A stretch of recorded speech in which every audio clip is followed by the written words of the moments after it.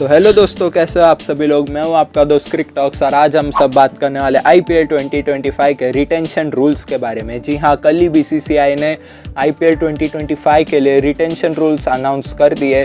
तो चलिए जानते कि क्या वो रूल्स है और क्या इस पर मेरा ओपिनियन है। तो चलिए शुरू करते हैं। तो सबसे पहले हम बात करने वाले मैच फीस के बारे में। जो भी प्लेयर्स आईपीएल में पार्टिसिपेट करेंगे उन्हें पर मैच का 7.5 लाख रुपीस का मैच फीस मिलेगा और जो भी प्लेयर पूरा टूर्नामेंट का हर एक मैचेस खेलेगा उन्हें 1.05 करोड़ रुपीस मिलेगा एज मैच फीस। यानी कि विराट कोहली को एक मैच खेलने का 7.5 लाख रुपीस मिलेगा, पर अगर वो सारे मैचेस खेलते हैं यानी कि पूरे जितने भी लीग में मैचेस होते सब खेल रहे तो उन्हें 1.05 करोड़ रुपीस मिलेंगे एज अ मैच फीस। तो अभी हम बात करने वाले आईपीएल टीम्स के इंक्रीज्ड पर्स के बारे में। जी हाँ, जैसा कि आपको पता होगा कि जो भी आईपीएल टीम्स होती है उन्हें बीसीसीआई एक लिमिटेड अमाउंट देती है, जिस अमाउंट पे उन्हें पूरा 25 मेंबर का स्क्वाड बनाना होता है। तो लास्ट ईयर तक ये अमाउंट था 100 करोड़ रुपीस, पर इस साल बीसीसीआई ने इस अमाउंट को इंक्रीज करके 120 करोड़ रुपीस कर दिया है, जिसमें आप 5 प्लेयर्स रिटेन कर सकते हो और एक प्लेयर को आरटीएम भी यूज कर सकते हो।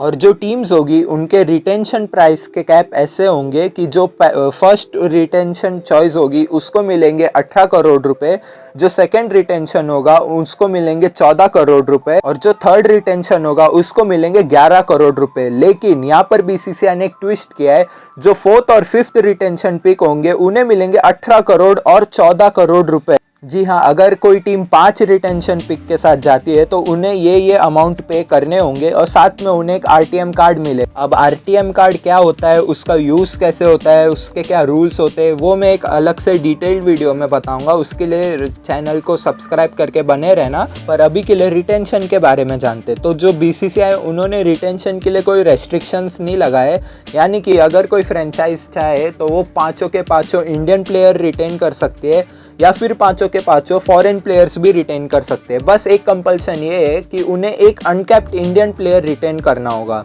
बाकी वो चाहे कितने भी प्लेयर से रिटेन कर सकते हैं। मतलब एग्जांपल, अगर हैदराबाद चाहे तो पाँचों के पाँचों ओवरसीज प्लेयर रिटेन कर सकते हैं और फिर आरटीएम लगाकर एक इंडियन अनकैप प्लेयर को वापस ले सकते हैं। और अगर अनकैप प्लेयर की बात हो ही रही है तो अभी बात करते हैं अनकैप प्लेयर से रिलेटेड एक नए रूल्स के बारे में। तो जी हाँ, बीसीसीआई ने एक नया रूल इंट्रोड्यूस किया है जिससे अनकैप प्लेयर की एक डेफिनेशन ही चेंज हो गई है। तो बीसीसीआई के नए रूल के अकॉर्डिंग जो कैप प्लेयर होगा उसको अब अनकैप्ड कंसिडर कर दिया जाएगा बीसीसीआई के द्वारा, अगर वो इंडिया के लिए लास्ट 5 साल से क्रिकेट नहीं खेला हो, इंटरनेशनल क्रिकेट, और वो सिर्फ आईपीएल में ही पार्टिसिपेट कर रहा हो और डोमेस्टिक में पार्टिसिपेट कर रहा हो। इसका एक बेस्ट एग्जांपल है एमएस धोनी। एमएस धोनी ने 2019 वर्ल्ड कप के बाद से इंडिया के लिए कभी खेला नहीं और अब वो रिटायर्ड हो चुके हैं, खाली आईपीएल में खेलते हैं। तो सीएसके चाहे तो उन्हें अनकैप प्लेयर के तौर पर रिटेन कर सकती है और उनको सिर्फ 4 करोड़ रुपए देकर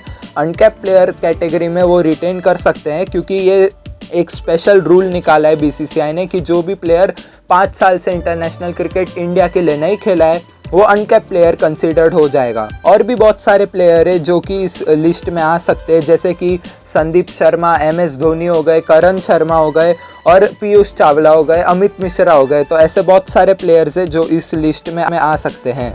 और आरटीएम कार्ड से ही रिलेटेड कुछ और न्यूज़ है। तो इन केस अगर किसी फ्रेंचाइज ने सिर्फ एक प्लेयर रिटेन किया और बाकी प्लेयर रिटेन नहीं किए तो उस फ्रेंचाइज को एक आरटीएम की जगह 5 आरटीएम कार्ड मिलेंगे।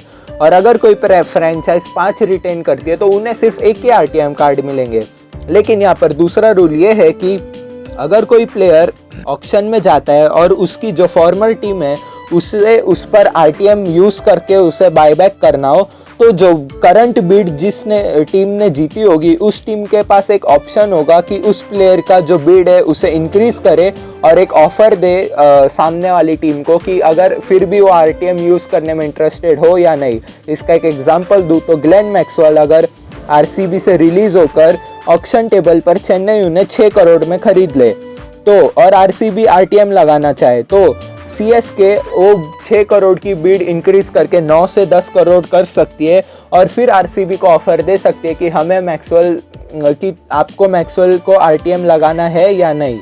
और अगर आरसीबी फिर भी आरटीएम यूज़ करती है तो आरसीबी को फिर 9 से 10 करोड़ देने होंगे आरटीएम यूज़ करने के बाद, ना कि 6 करोड़। इस रूल में एक और चीज़ ये है कि अगर सेम सिनेरियो में सोचो, अगर सीएसके मैक्सवेल को अपनी टीम में आरटीएम लगाकर बिड लगाकर खरीद रही है और आरसीबी उस पर आरटीएम यूज़ कर रही है, तो फिर सीएसके को एक एक्स्ट्रा आरटीएम कार्ड मिलेगा और आरसीबी का वो आरटीएम कार्ड यूज़ हो जाएगा। तो भाई बहुत ही कंफ्यूजन है ये आरटीएम कार्ड को रिलेटेड, इस पर एक डेफिनेटली वीडियो आएगी, तो उसके लिए स्टे ट्यून्ड। अभी हम बात करने वाले ओवरसीज प्लेयर के बारे में। तो बीसीसीआई ने ओवरसीज प्लेयर्स को लेकर भी कुछ रूल्स निकाले।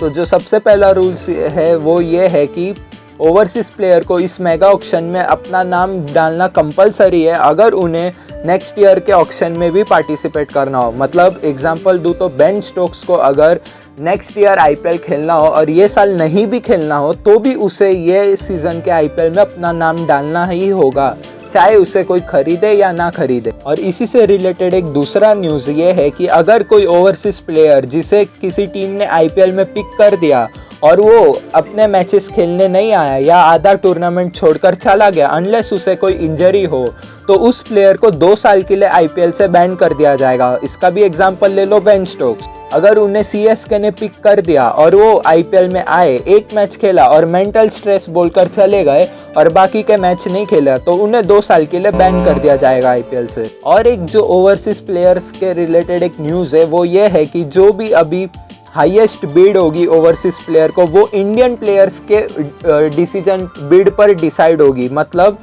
अगर समझो विराट कोहली को आरसीबी ने 18 करोड़ देके रिटेन किया है और ईशान किशन को मुंबई इंडियंस ने 20 करोड़ देकर खरीदा, अपनी टीम में बायबैक किया, तो फिर अगर बेन स्टोक्स को कोई टीम 20 करोड़ से ज़्यादा प्राइस देगी तो फिर बेन स्टोक्स को सिर्फ 20 करोड़ ही मिलेंगे और जो एक्स्ट्रा अमाउंट होगा वो प्लेयर को नहीं मिलेगा, वो जाएगा बीसीसीआई को प्लेयर मैनेजमेंट वेलफेयर फंड में। इसका एक और सिनेरियो ये है कि अगर आरसीबी ने विराट कोहली को 18 करोड़ में रिटेन किया है और मुंबई इंडियंस अगर ईशान किशन को 16 करोड़ में रिटेन कर देती है, तो कोई भी प्लेयर 16 करोड़ से ज़्यादा पे बिड नहीं मिलेगी उसे सैलरी। अगर कोई फ्रेंचाइजी उसे 16 से ऊपर खरीदती है तो जो 16 करोड़ है वो प्लेयर को मिलेंगे और ऊपर का पैसा जाएगा बीसीसीआई को।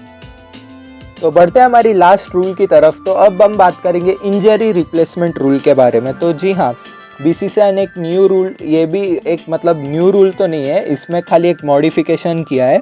तो जो पहले इंजरी रिप्लेसमेंट का रूल था वो ये था कि अगर किसी टीम का प्लेयर पहले 7 मैच के बीच में इंजर्ड हो जाता है तो वो टीम उसका रिप्लेसमेंट अनाउंस कर सकती है। पर अगर वो प्लेयर 7 मैच के बाद इंजर्ड होता है तो उसका रिप्लेसमेंट अनाउंस नहीं किया जा सकता।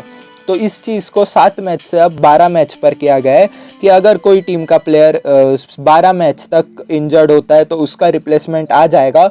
अगर वो 12वें मैच के बाद इंजर्ड होगा तो फिर उसका रिप्लेसमेंट अलाउ नहीं किया जाएगा। बस आज की वीडियो के लिए इतना ही। अगर आपको वीडियो पसंद आएगा तो लाइक करना, चैनल पे नए होगे तो सब्सक्राइब करना।